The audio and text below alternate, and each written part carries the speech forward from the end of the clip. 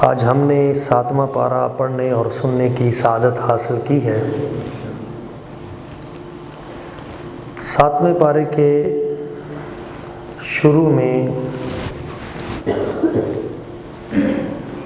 بعض لوگوں کا تذکرہ ہے جو قرآن سنتے ہیں تو قرآن مجید سن کر ان کی آنکھوں سے آنسو جاری ہو جاتے ہیں۔ پیچھے چونکہ چھٹے پارے کے اختتام پہ یہودیوں کا تذکرہ آیا کہ وہ مسلمانوں پہ بہت متشدد ہیں، اور پھر ساتھ نصارہ یعنی عیسائیوں کا تذکرہ آیا کہ وہ ان کے دل میں پھر بھی کہیں نہ کہیں نرم گوشہ مسلمانوں کے حق میں موجود ہے، تو آگے انہی عیسائیوں میں سے ایک طبقے کا تذکرہ ہے جو حبشہ کے وہ عیسائی پادری تھے جن کے پاس حضرت جعفر طیار رضی اللہ تعالیٰ عنہ گئے تھے ہجرت کر کے، مکہ مکرمہ سے ہجرت حبشہ جب کی تو نجاشی جو وہاں کا بادشاہ تھا اس نے کہا کہ بتاؤ تمہارے پاس کیا ہے، تو وہاں پہ حضرت جعفر طیار رضی اللہ تعالیٰ عنہ نے قرآن مجید پڑھنا شروع کیا، تو وہ جو پادری تھے ان کی آنکھوں سے قرآن مجید سن کر آنسو جاری ہو گئے۔ وہ عیسائیوں کے پادری تھے۔ پھر نجاشی نے اپنے 20 بندے بھی بھیجے تھے مدینہ شریف، 20 بڑے قابل پادری۔ جب وہ نبی پاک صلی اللہ علیہ وسلم کے پاس آئے، حاضر ہوئے، تو سرکار صلی اللہ علیہ وسلم نے جب انہیں قرآن مجید سنایا تو اس وقت بھی ان کی آنکھوں سے آنسو جاری ہو گئے تھے۔ اور پھر نجاشی کو بھی اللہ تعالیٰ نے دولت ایمان بخش دی، اور وہ جو جن کے آنسو جاری ہو گئے تھے ان کے لیے بھی تحسین کے جملے آئے، جس سے معلوم ہوتا ہے کہ انہیں بھی دولت ایمان بخش دی گئی۔ اللہ تعالیٰ ارشاد فرماتا ہے وَإِذَا سَمِعُوا مَا أُنزِلَ إِلَى الرَّسُولِ، جو رسول پہ نازل کیا جاتا ہے جب وہ سنتے ہیں، تَرَىٰ أَعْيُنَهُمْ، تو آپ ان کی آنکھوں کو دیکھتے ہیں، تَفِيضُ مِنَ الدَّمْعِ، وہ آنسوؤں سے بہہ پڑتی ہیں، مِمَّا عَرَفُوا مِنَ الْحَقِّ، اس وجہ سے کہ جو انہوں نے حق کو پہچانا، اس حق کو پہچان کر ان کی آنکھوں سے آنسو نکل پڑتے ہیں۔ یقولون، اور وہ کہتے ہیں، ربنا آمنا، الہی ہم ایمان لے آئے، فاکتبنا مع الشاہدین، اور ہمیں گواہ لوگوں میں سے لکھ لے۔ اسی طرح یہاں پہ پھر ان لوگوں کا بھی تذکرہ ہے جو کفر کرتے ہیں، آیتوں کو جھٹلاتے ہیں، تو ان کے لیے اولئک اصحاب الجحیم، وہ دوزخ میں جانے والے ہیں، ان کے لیے دردناک عذاب ہے۔ پھر آگے یہاں تذکرہ آیا یا ایھا الذین آمنوا لا تحرموا طیبات ما احل اللہ لکم، اے ایمان والو جو چیزیں اللہ نے تمہارے لیے حلال کی ہیں ان کو تم حرام مت کرو، لا تحرموا، حرام نہ کرو، طیبات پاکیزہ چیزوں کو، ما احل اللہ، جو اللہ نے حلال کی ہیں، لکم تمہارے لیے، ولا تعتدوا، اور زیادتی نہ کرو، ان اللہ لا یحب المعتدین، بے شک اللہ زیادتی کرنے والوں سے محبت نہیں کرتا۔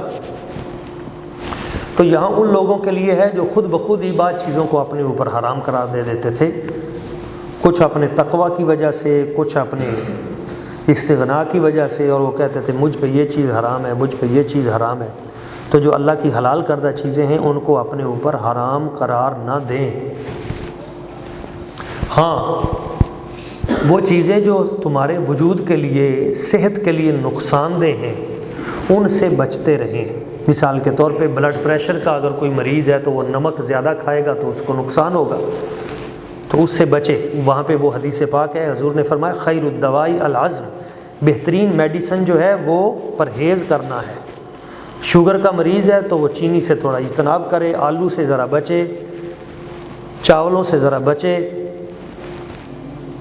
ہمارے ہاں یہ ہوتا ہے کہ جو شوگر والے ہیں وہ چائے جو ہے وہ تو پھیکی پیتے ہیں، لیکن مٹھائی جو ہے نا وہ رگڑ جاتے ہیں، حالانکہ ان کو بچنے کا حکم ہے قرآن مجید کے اندر کہ وَلَا تُلْقُوا بِأَيْدِيكُمْ إِلَى التَّهْلُكَةِ، اپنے ہاتھوں سے اپنے آپ کو ہلاکت میں نہ ڈالو۔ تو یہ بھی اپنے آپ کو ہلاکت میں ڈالنا ہی ہے، لیکن کسی چیز کو اپنے اوپر حرام مت کرو۔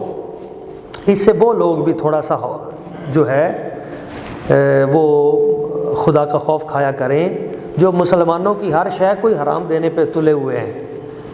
بھائی کوئی ختم شریف ہے، قرآن مجید کی 2 آیتیں پڑھ لی ہیں کھانے کے اوپر، وہ کہیں گے حرام ہو گیا. وہ جناب شب برات کو کسی نے حلوہ پکا لیا ہے تو وہ حرام ہو گیا. کھیر بنا لی ہے وہ حرام ہو گیا. بھئی یہ حلال چیزیں اللہ کی حلال کردہ چیزیں ہیں، اور اگر قرآن مجید ان پہ پڑھ دیا جائے تو برکت زیادہ ہوگی یا کم ہوگی؟ زیادہ ہوگی نا. دیکھیں نا، ایک آیت پڑھنے سے، بسم اللہ الرحمن الرحیم پڑھنے سے برکت آتی ہے، اس لیے حکم ہے پڑھا کرو. بلکہ تفسیر در منصور میں ہے کہ آیت الکرسی جب نازل ہوئی تو ایک شخص حاضر ہوا، یا رسول اللہ یا حبیب اللہ میرے کھانے میں برکت نہیں پڑتی. تو سرکار نے فرمایا تم کھانا رکھ کے نا آگے اوپر آیت الکرسی پڑھا کرو. تو پھر وہ آیا، اس نے کہا حضور کھانا ختم ہی نہیں ہوتا، برکت اتنی ہو جاتی ہے. تو آیت الکرسی بھی سب سے افضل ترین آیت ہے، اگر اس کے ساتھ 2-4 آیتیں اور پڑھ لیں تو برکت زیادہ ہوگی یا کم ہوگی؟ زیادہ ہی ہوگی نا. بلکہ نبی پاک صلی اللہ علیہ وسلم کے پاس حضرت انس کھجوریں لے کے آئے تو سرکار نے اوپر ہاتھ رکھ کے پڑھائی کی.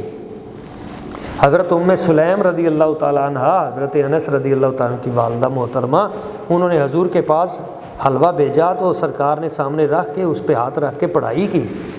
تو سامنے کوئی چیز رکھ کے اس کے اوپر کوئی چیز پڑھنا، کلام اللہ پڑھنا، درود پاک پڑھنا، ذکر اذکار کرنا، یہ نبی کریم صلی اللہ علیہ وسلم کی سنت بھی ہے، اس میں برکت بھی ہے. اگر آپ کو اچھا نہیں لگتا، آپ کی طبیعت میں کوئی، تو کم از کم آپ اس کو حرام تو نہ کہیں، کیونکہ قرآن کہتا ہے لا تحرموا طیبات ما احل اللہ لکم، جن چیزوں کو اللہ نے تمہارے لیے حلال کیا ہے ان کو تم حرام نہ کہو. نہیں کھانا نہ کھاؤ لیکن حرام نہ کہو. وَكُلُوا، اور کھاؤ، مما رزقکم اللہ، مما رزقکم اللہ حلالا طیبا، اللہ تعالیٰ نے تمہارے لیے جو حلال پاکیزہ چیز رکھی تم اس میں سے کھاؤ. وَاتَّقُوا اللَّهَ الَّذِي أَنْتُمْ بِهِ مُؤْمِنُونَ. اسی طرح آگے ایک بڑا خوبصورت مضمون ہے، وہ آپ دوستوں کو سب کو یاد ہونا چاہیے. لا يؤاخذكم الله باللغو في أيمانكم ولكن يؤاخذكم بما عقدتم الأيمان. تمہیں اللہ تبارک و تعالیٰ کی قسمیں جو ہیں وہ نہیں کھانی چاہیے. لا یؤاخذکم اللہ باللغو، اللہ تعالیٰ تمہاری ان قسموں پر مواخذہ نہیں فرماتا جو باللغو، جو لغو قسمیں ہیں. قسم کی 3 قسمیں ہیں. ایک یمین لغو ہوتی ہے، یمین کہتے ہیں عربی میں قسم کو. کیا کہتے ہیں؟ یمین، یامین نہیں، یمین. یمین لغو ہوتی ہے ایک یمین غموس ہوتی ہے، اور ایک یمین منعقدہ ہوتی ہے. یہ 3 کے قسمیں ہوتی ہیں. یمین لغو ہوتی ہے کہ فضول قسم، ایسے بعض لوگوں کی عادت ہوتی ہے ایسی قسم، اللہ دی قسم موتوں دی لگیا سا گزرا وہاں تے تھا نہیں، ایسی قسم. تو یہ یمین لغو ہوتی ہے، فضول قسم، ان کا شمار نہیں ہوتا. یہ ایسی عادت بعض لوگوں کی بنی ہوتی ہے، ان سے بچنا چاہیے. لیکن یہ اس زمرے میں شمار نہیں ہوتی کہ اس پہ تمہیں کفارہ دینا پڑے. ایک یمین غموس ہوتی ہے، وہ یہ ہے کہ تم جانتے بوجھتے ہوئے جھوٹی ماضی حال کی قسم کھا دیتے ہو کہ خدا کی قسم کل جو ہے نا وہ یہ کام ہوا تھا، حالانکہ وہ ہوا نہیں تھا. ماضی کا اور حال کے بارے میں، یعنی گزرے ہوئے وقت یا آج جو حال ہے اس کے بارے میں تم قسم کھا دیتے ہو. تو اس کو یمین غموس کہتے ہیں. اس کا گناہ ہے، اس کا گناہ ہے، مگر اس کا کفارہ نہیں ہے، اس کی توبہ کرنی چاہیے. تیسری جو قسم ہے وہ ہے یمین منعقدہ، مستقبل کے حوالے سے قسم. کہ کوئی بندہ قسم کھا لیتا ہے کہ خدا کی قسم میں کل فلاں مسجد میں جاؤں گا، یا خدا کی قسم میں فلاں جگہ پہ یہ کام کروں گا. کوئی مرنے مرانے کی قسمیں بھی کھا لیتے ہیں آپس میں. تو یہ جو مستقبل کی قسمیں ہوتی ہیں نا، ان کو یمین منعقدہ کہتے ہیں. مستقبل کے حوالے سے کسی نے اپنی جاب کی قسم کھا لی، کسی نے شادی کی قسم کھا لی، کسی نے کوئی قسم کھا لی. مستقبل کے حوالے سے یہ سب سے اہم قسم ہے۔ یہ قسم کل کو جب پوری نہیں ہوتی تو پھر تم پہ کفارہ لازم آتا ہے، پھر تم پہ کیا ہوگا؟ کفارہ۔ اب آپ کو پتہ ہونا چاہیے کہ آپ نے اگر جھوٹی قسم کھا لی ہے تو اس قسم کو توڑنے کا کفارہ کیا ہے۔ تو یہاں 7ویں پارے کے شروع میں اس کا کفارہ بیان کیا گیا ہے، فَكَفَّارَتُهُ إِطْعَامُ 10 مَسَاكِينَ مِنْ أَوْسَطِ مَا تُطْعِمُونَ۔ تو 10 بندوں کو کھانا کھلانا پڑے گا۔ آپ نے مستقبل کے حوالے سے کوئی قسم کھائی تھی، قسم جھوٹی پڑ گئی، آپ اس مقام پہ پورا نہ اتر سکے، تو پھر 10 بندوں کو کھانا کھلائیں۔ 2 وقت کا کھانا کھلانا ہے، 1 وقت کا نہیں، اور 2 وقت کا کھانا اس طرح کا کھلانا ہے جس طرح کا خود کھاتے ہیں، اس طرح کا کھانا 2 وقت کا 10 بندوں کو آپ نے کھلانا ہے۔ کھانا نہیں کھلا سکتے او کسوتہم، پھر 10 بندوں کو سوٹ لے دیں، ایک ایک 10 سوٹ جو ہیں، ادھر ہمارے 10-15 طالب علم ہیں رہتے ہیں، پھر ان کو ایک ایک سوٹ لے دیں۔ او تحریر رقبہ، یا پھر تیسری جو چیز ہے تحریر رقبہ، وہ ہے کہ غلام آزاد کریں۔ اب غلام آزاد کرنے والا آپشن تو اب ختم ہو گیا، اب آزادی غلامی وہ سلسلہ نہیں رہا، تو اس لیے یا تو آپ 10 بندوں کو کھانا کھلائیں گے 2 وقت، یا سوٹ لے کے دیں گے، یا پھر اگر آپ بہت غریب ہیں، مسکین ہیں، یتیم ہیں، بہت ماڑے آدمی ہیں، اور پھر آپ 10 بندوں کا کھانا کیا آپ ایک کو بھی نہیں کھلا سکتے، تو پھر حکم ہے فَمَن لَّمْ يَجِدْ فَصِيَامُ 3 ایام۔ دیکھیں اللہ تعالیٰ کتنا رحیم و کریم ہے، نرمی کرنے والا ہے۔ فرمایا چلو کہو کتنے روزے؟ 3 روزے۔ ذَلِكَ كَفَّارَةُ أَيْمَانِكُمْ إِذَا حَلَفْتُمْ، یہ تمہاری قسموں کا کفارہ ہے، یہ قسم کا کفارہ ادا کر کے پھر تم توبہ کے لیے، استغفار کے لیے دعا بھی کرو کہ یا اللہ یہ تو میں نے کفارہ تو دے دیا، پر میں نے جو جھوٹی قسم غلط کھائی ہے، توڑ دی ہے قسم، یا اللہ یہ مجھے معاف بھی کر دے۔ وَاحْفَظُوا أَيْمَانَكُمْ، اور اللہ تعالیٰ فرماتا ہے اپنی قسموں کی حفاظت بھی کرو۔ اسی طرح اللہ تعالیٰ اپنی آیتوں کو بیان کرتا ہے تاکہ تم اس کے شکر گزار بندے بنو۔ آگے اللہ تعالیٰ فرماتا ہے یا ایھا الذین آمنوا انما الخمر والمیسر والانصاب والازلام رجس من عمل الشیطان، اے ایمان والو شراب سے بچو، جوئے سے بچو، شراب سے بھی بچو، جوئے سے بھی بچو۔ اسی طرح یہ جو بتوں کے ساتھ جو پتھر ہوتے تھے جن پہ وہ جانور آ کے ذبح کیے جاتے تھے، لوگ بتوں کے نام پہ، ان کو نصب کہا جاتا تھا، تو ان پتھروں سے بھی، یعنی بت فروشی، بت پرستی، بتوں کو ان چیزوں سے دور رہو۔ والازلام، اور جو قسمت کے تیر جو ہیں وہ چھوٹی چھوٹی لکڑیاں ہوتی تھیں وہ رکھ دیتے تھے، اس سے وہ بھی ایک قسم کا جوا ہی ہوتا تھا، تو ان کو ازلام کہا جاتا تھا، تو اس سے بھی بچیں۔ تو آج کے دور میں ہمیں چاہیے کہ ہم شراب سے بچیں، اور شراب سے متصل ہر نشہ، خواہ وہ سگریٹ کا نشہ ہے، خواہ وہ ہیروئن کا نشہ ہے، خواہ وہ ٹیکے ایجاد ہو چکے ہیں، لوگ ٹیکے لگواتے ہیں، وہ نشہ ہے، یا ویب ہے وہ پیتے ہیں، شیشہ وہ نشہ ہے، ہزاروں قسم کے نئے نئے نشے آ گئے۔ خود بھی بچو، اپنے بچوں کو بھی بچاؤ، اپنی نسلوں کو بھی بچاؤ۔ یہ قرآن مجید ہمیں کہہ رہا ہے فَاجْتَنِبُوا، رک جاؤ۔ اور اس نشے کی وجہ سے ہزاروں نوجوان وہ دن رات موت کی دہلیز پہ اتر رہے ہیں، مر رہے ہیں۔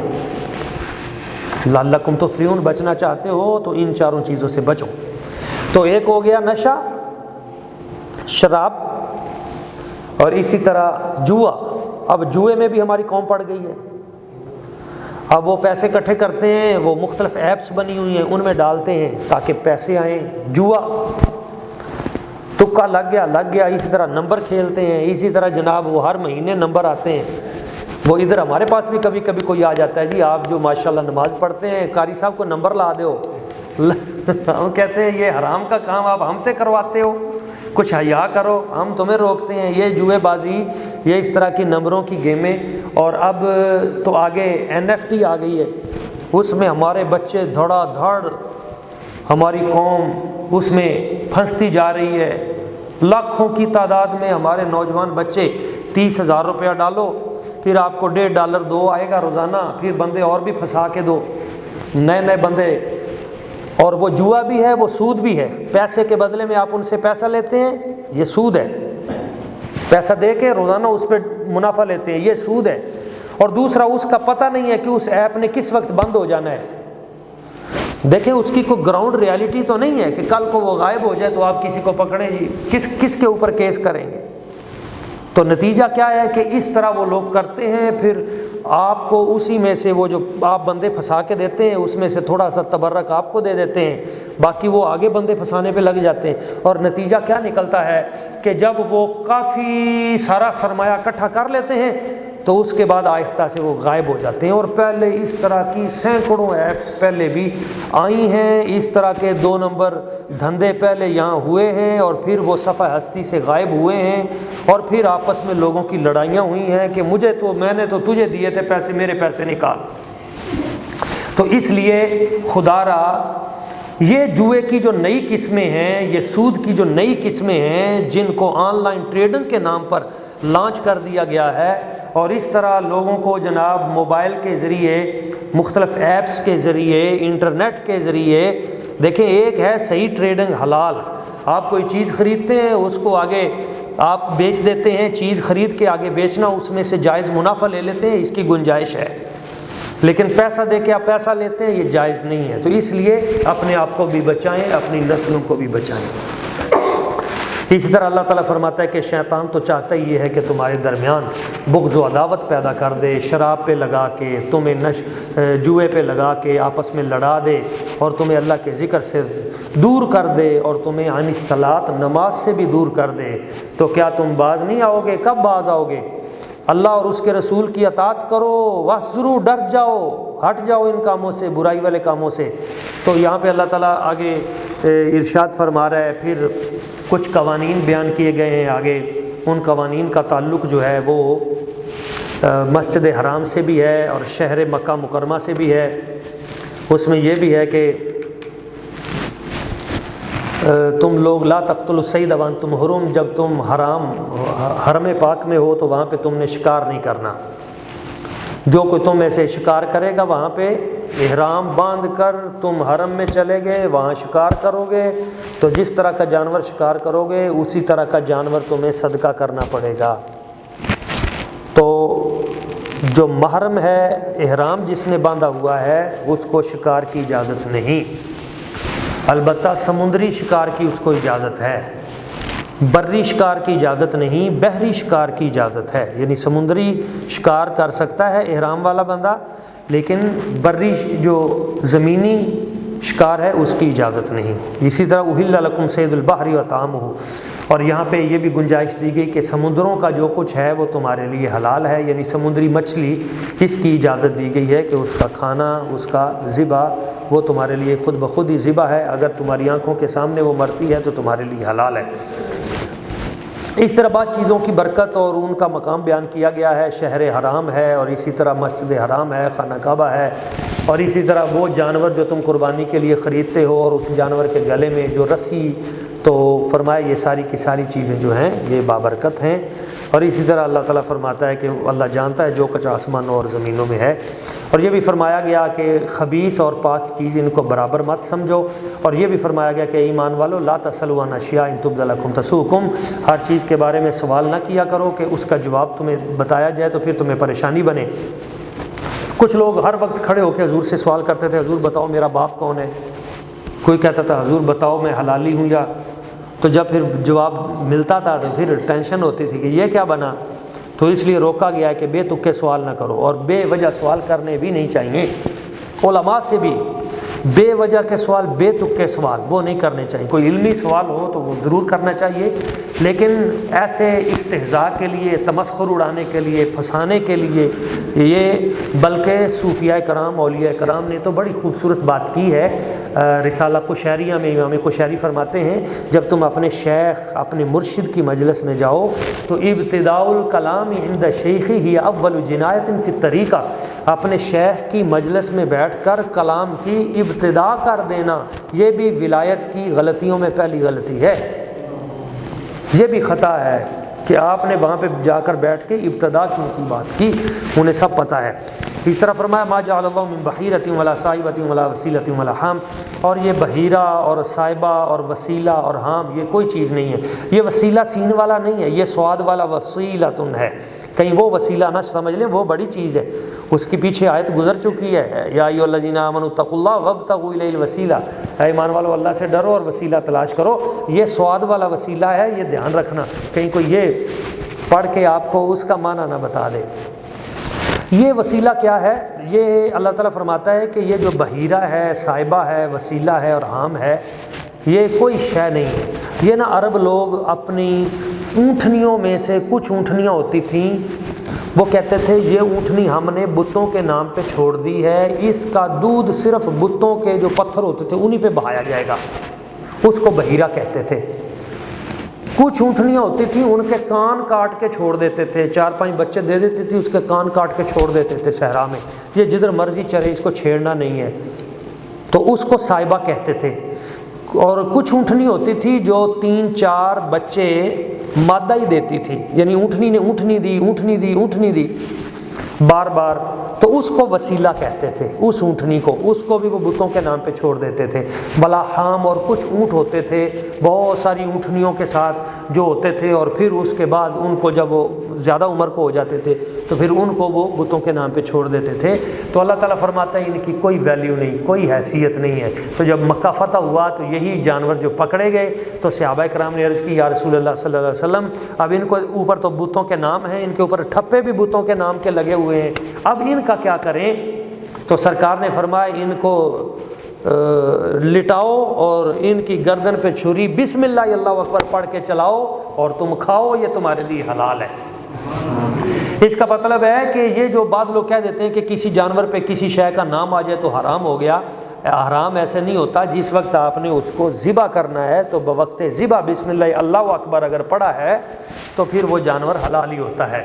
ہاں، اصال ثواب جو ہے وہ آپ کر سکتے ہیں۔ مثال کے طور پہ آپ کہتے ہیں یہ عقیقے کا بکرا ہے، اب اس جانور پہ عقیقے کا نام آ گیا نا تو کیا اس طرح حرام ہو جائے گا؟ بعض لوگ اس طرح کہتے ہیں کہ یہ جی اللہ والوں کا ان کے نام کا بکرا ہے تو جی یہ تو حرام ہو گیا، غیر اللہ کا نام آ گیا تو عقیقے والا بھی تو حرام ہونا چاہیے۔ یہ کہتے ہیں جی یہ منڈے کا بیاہ کرنا ہے، اے کٹا وہ لیے رکھا ہے، تو پھر وہ اس کٹے کے اوپر وہ بچے کا نام آیا تو پھر وہ حرام ہو گیا۔ نہیں، ایسے حرام نہیں ہوتا، اس طرح جانور حرام نہیں ہوتا۔ جب ہم اس کو ذبح کرتے ہیں تو بوقت ذبح بسم اللہ اللہ اکبر پڑھتے ہیں۔ اگر بوقت ذبح ہم اس پر کسی بزرگ کا نام پڑھنا شروع کر دیں یا کوئی اور کام تو اس سے وہ حرام ہوگا۔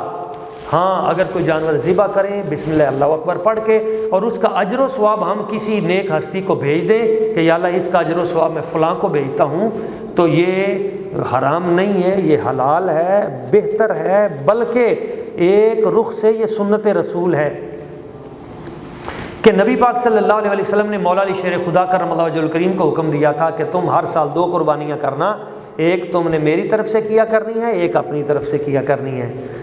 تو ایک مولا علی پاک اپنی طرف سے کرتے تھے اور ایک حضور کی طرف سے۔ تو جب وہ سرکار کی طرف سے قربانی کرتے تھے تو اس جانور پہ کس کا نام تھا؟ حضور کا نام تھا نا، لیکن بوقت ذبح بسم اللہ اللہ اکبر ہی پڑھا جاتا تھا، لیکن اس کا اجر و ثواب حضور کی بارگاہ اقدس میں ہدیہ کیا جاتا تھا۔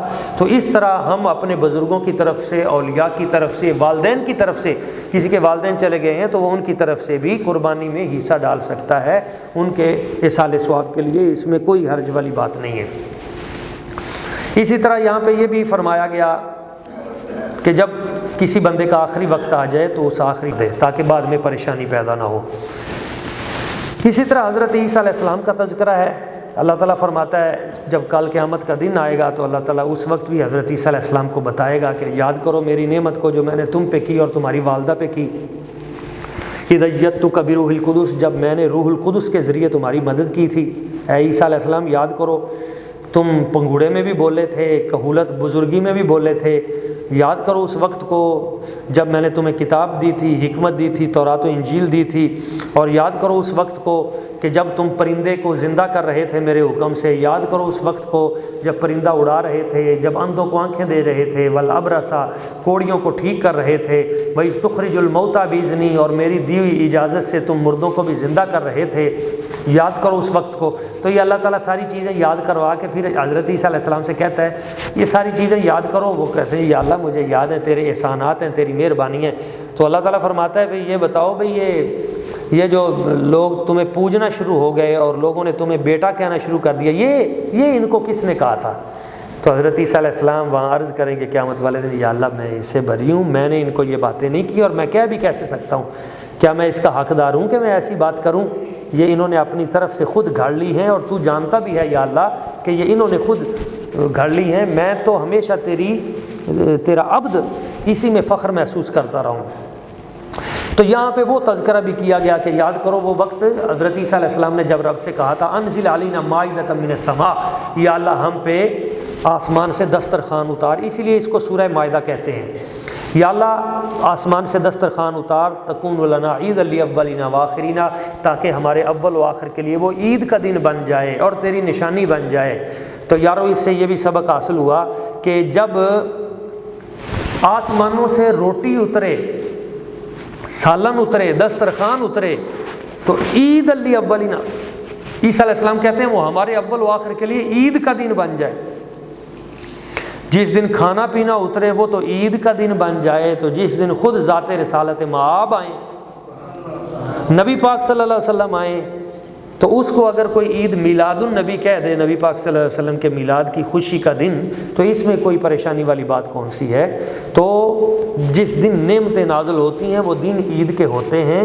یہ پیچھے ہم پڑھ چکے ہیں، جو آخری آیت پیچھے گزری تھی الیوم اکملت لکم، تو یہودی نے کہا تھا اگر یہ آیت ہم پہ نازل ہوتی تو جس دن اترتی ہم اس دن عید مناتے۔ تو حضرت عمر فاروق نے فرمایا تھا ہماری اس دن دو عیدیں تھیں، ایک عرفہ والی عید تھی اور دوسری اس دن جمعۃ المبارک تھا، اور جمعہ بھی ہمارے نزدیک عید کا دن ہے، تو ہماری بھی دو عیدیں تھیں۔ اسی طرح یہ ساری باتیں حضرت عیسیٰ علیہ السلام کی، اور پھر آگے سورہ الانعام آ گئی ہے، اس کی چند باتیں ہیں، میں اپنی گفتگو اختتام کی طرف لے کے جاتا ہوں۔ تو سورہ الانعام کے اندر چونکہ انعام جانوروں کا تذکرہ ہے، تو مختلف جانوروں کا تذکرہ ہے، اللہ تعالیٰ ان کی طرف توجہ دلا کے فرماتا ہے ان کو دیکھو، ان کو کیسے بنایا گیا ہے، ان کو کیسے تخلیق کیا گیا ہے، تاکہ جب تم ان میں دیکھو گے تو پھر تمہیں سمجھ آئے گی کہ ان کو جس نے تخلیق کیا ہے وہ کتنا اعلیٰ ہے۔ آسمانوں کی بات کی گئی، آسمانوں کو دیکھو، زمین و آسمان کو دیکھو، دن اور رات کو دیکھو، اسی طرح یہ نجوم جو ہیں ستارے، ان کی بات کی گئی، اور پھر حضرت ابراہیم علیہ السلام کا تذکرہ ہوا کہ انہوں نے جس ستارے کو دیکھا تو کہا تو رب ہے، پھر جب چاند کو دیکھا تو رب ہے، پھر کہا جب سورج کو جب یہ ڈوب گئے تو کہا تم رب کیسے ہو سکتے ہو۔ تو یہ استفہامیہ جو تھا سوالیہ، یہ اصل میں یہ نہیں تھا کہ ان کو رب پہ یقین نہیں تھا، یقین تھا، صرف وہ ان لوگوں کو بتانے کے لیے کہ یہ رب کیسے ہو سکتے ہیں، یہ ایک وقت طلوع ہوتے ہیں پھر غروب ہوتے ہیں، چڑھتے ہیں پھر اترتے ہیں، تو رب ایسا تو نہیں ہوتا۔ تو حضرت جناب ابراہیم علیہ السلام ان کی قربانیوں کا تذکرہ بھی ہے، اور پھر یہاں پہ تقریباً 18 نبیوں کا تذکرہ ہے، اور ان 18 انبیاء کرام کے نام ہی بڑی برکت والے ہیں، ان کا نام لے کر جو دعا کی جائے تو اللہ تعالیٰ کی ذات ببرکات ان کے نام پاک کے صدقے سے بھی دعاؤں کو قبول کرتا ہے۔ اور یہاں پہ معجزے کی حقیقت کے حوالے سے بھی باتیں کی گئی ہیں، اور اسی طرح یہاں پہ نباتات کا بھی خاص طور پہ تذکرہ کیا گیا ہے کہ یہ جو نباتات ہیں تو ان کو جب تم دیکھو گے تو ان سے بھی اللہ تعالیٰ کی نشانیاں نظر آئیں گی۔ تو اس طرح اس پارے میں جہاں توحید کی بات ہوئی ہے، رسالت کی بات ہوئی ہے، قیامت کی بات ہوئی ہے، اسی طرح مظاہر فطرت کی بات ہوئی ہے کہ تم آسمانوں کو، زمینوں کو، اور اسی طرح چاند کو، تارے کو، ان سب کو دیکھو، پھر پرندوں کو دیکھو، پھر تم یہ درختوں کو دیکھو اور جانوروں کو دیکھو اور لیل و نہار کو دیکھو، ان تمام چیزوں میں سے تمہیں پتہ چلے گا کہ ان سب کو بنانے والا وہ وحدہ لا شریک اللہ تعالیٰ کی ذات ببرکات ہے۔ تو اللہ کی وحدانیت پہ تمہارا یقین پختہ ہونا چاہیے۔ اللہ تعالیٰ کی بارگاہ میں دعا ہے کہ جو چند چیزیں ہم نے بیان کرنے کی سعادت حاصل کی، ہمیں سمجھنے کی، اس کو آگے پھیلانے کی توفیق عطا فرمائے۔